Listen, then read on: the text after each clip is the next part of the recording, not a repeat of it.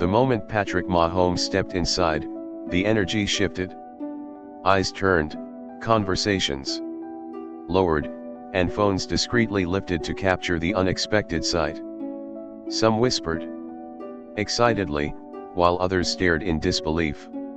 It was not every day that one of the biggest names in sports walked into a Toronto nightclub without an entourage of security or flashing lights announcing his arrival.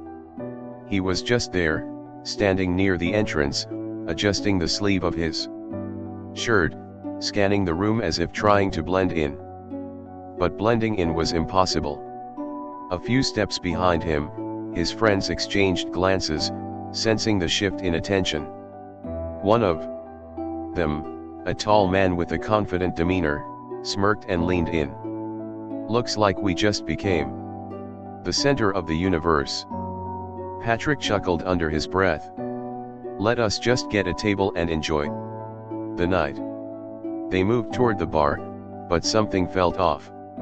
The bartender hesitated before acknowledging them. The servers passed by without making eye contact. It was subtle, but Patrick noticed. He leaned forward slightly.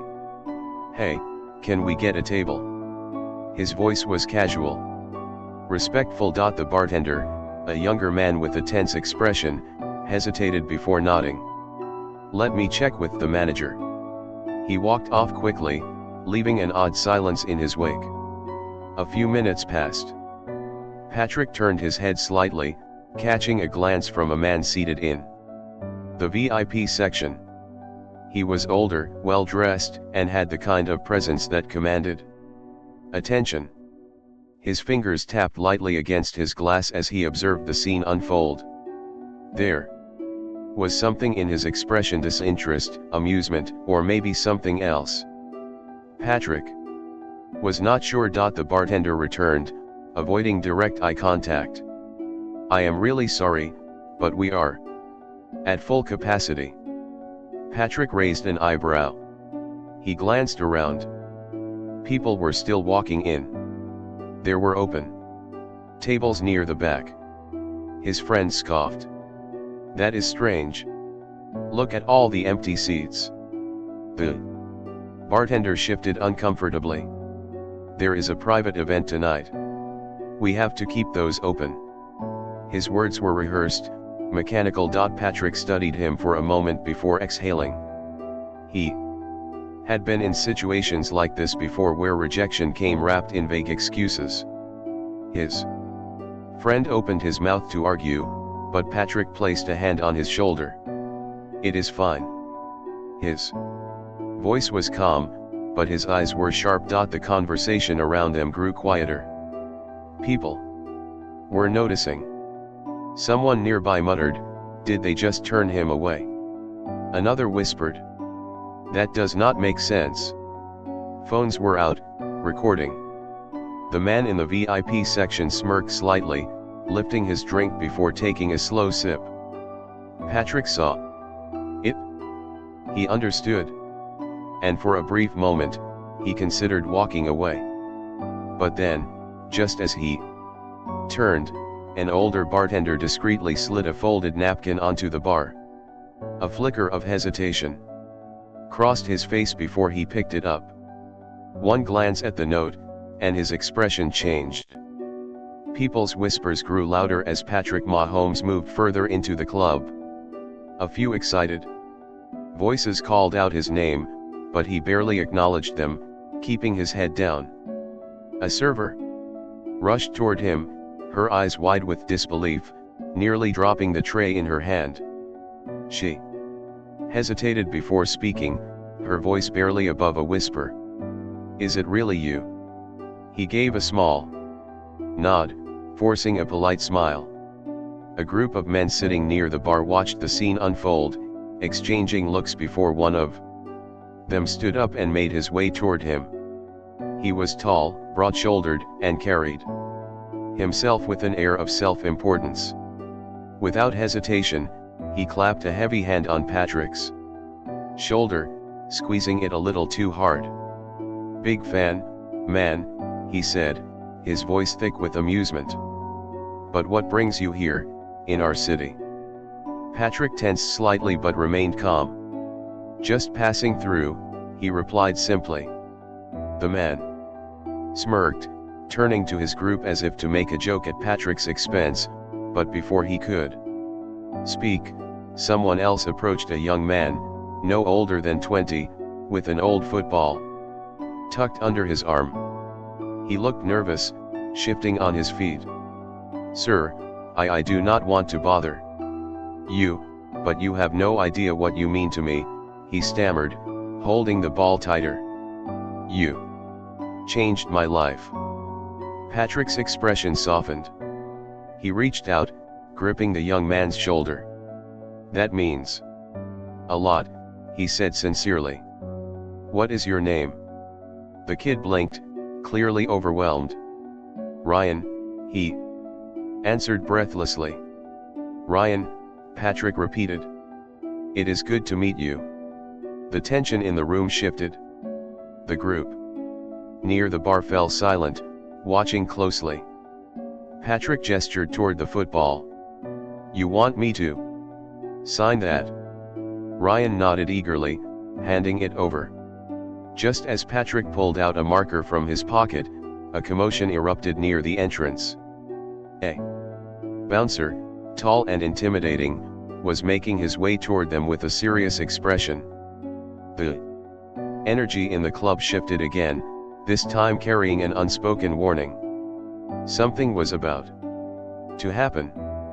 The bouncer's heavy footsteps cut through the murmurs. His face was unreadable, his eyes locked onto Patrick with a determined focus. The music thumped in the background, but the shift in energy made it feel distant, almost muted. The crowd instinctively moved aside, creating a clear path between the two men. Ryan gripped the football tightly, his excitement turning into uncertainty. Patrick remained calm, watching as the bouncer came to a stop in front of him. For a moment, there was silence, thick with anticipation. Then, the bouncer exhaled and spoke. Sir, I am going to have to ask you to come with me. His tone was firm but not aggressive. The words sent a ripple through the room. A few gasps, hushed whispers, and exchanged glances spread among the onlookers. The man near the bar smirked, leaning toward his friends, as if he had predicted this moment. Ryan's grip on the football tightened. Wait, he blurted out, his voice cracking with nerves. He was just signing my ball.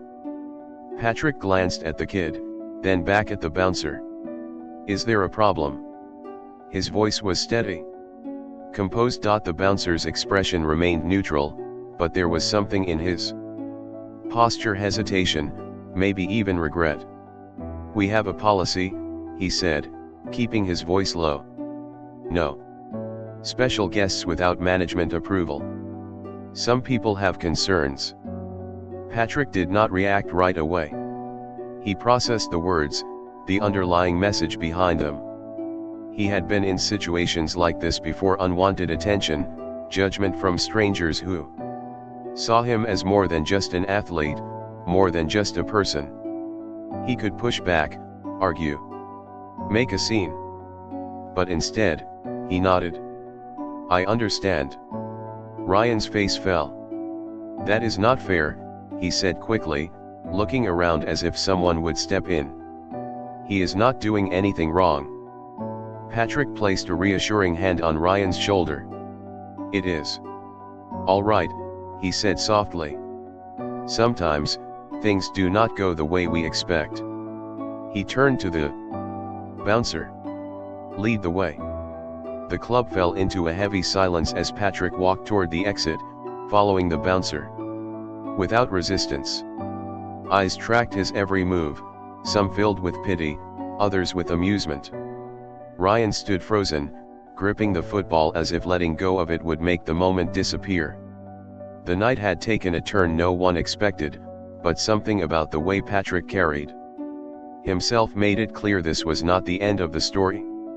As Patrick stepped outside, the cool night air hit his face, but he showed no sign of frustration or disappointment. He had learned long ago that moments like this were just part of his reality. The bouncer hesitated before shutting the door behind him, his expression unreadable. Before Patrick could take another step, he heard footsteps rushing up behind him. "Wait." Ryan's voice cracked with urgency. The kid pushed through the doorway, still clutching the football. "This is not right," he said, breathless. "You did not deserve that." Patrick turned, offering a small smile. "Life is not always fair," he said gently. "But how we respond is what matters." Ryan looked down at the football, then back up at Patrick. "But you did not do anything wrong." Patrick knelt slightly, meeting the kid's eyes. "Sometimes, people judge before they understand. But it is not our job to prove anything. It is our job to stay true to who we are." Ryan swallowed hard, gripping the football tighter. Something about those words settled deep inside him. He did not know it yet, but this moment would stay with him forever. And as Patrick walked away, the weight of the night shifted. Something bigger was about to unfold. Ryan stood frozen, his heart pounding as he watched Patrick disappear into the night. He gripped the football tightly, his mind racing. The crowd inside the club had already moved on, unaware of what had just happened. But Ryan could not shake the feeling that something was terribly wrong. Without thinking, he ran back inside. The bouncer gave him a sharp look, but Ryan did not stop. He weaved through the crowd, searching for the manager. When he found him laughing with a group of people near the bar, anger flared inside him. "You made a mistake," Ryan said, his voice shaking but firm. The manager turned, raising an eyebrow. "That was Patrick Mahomes. You threw out Patrick Mahomes." The laughter around them died instantly. The manager's face paled. "What?" he muttered, glancing toward the entrance. Ryan nodded. "And you treated him like he was nobody." A hush fell over the room as people started murmuring. Someone pulled out their phone, already checking the news. The weight of what had just happened began sinking in. The manager's expression shifted from disbelief to regret. But it was too late. The moment had already slipped away. The realization hit the manager like a punch to the gut. People were already recording, whispering, and shaking their heads. Within minutes, the incident was all over social media. Screens lit up with headlines, posts, and furious comments. Ryan stepped back, watching the chaos unfold. He had only wanted to do the right thing, but now, it was bigger than he had imagined. Outside, Patrick Mahomes was nowhere to be seen. The man who had been turned away for simply being himself had walked away with grace, never demanding recognition. Ryan felt a deep sense of shame, not for himself, but for the world that judged too quickly. It was a reminder that respect should never be based on status, wealth, or appearance. How many times had people been dismissed simply because they did not look the part? The truth was, everyone deserved to be treated with dignity, whether they were a celebrity or a stranger. In a world that rushes to judge, be the one who takes a moment to understand. Do not let someone's worth be defined by first impressions. You never know whose story you are turning away.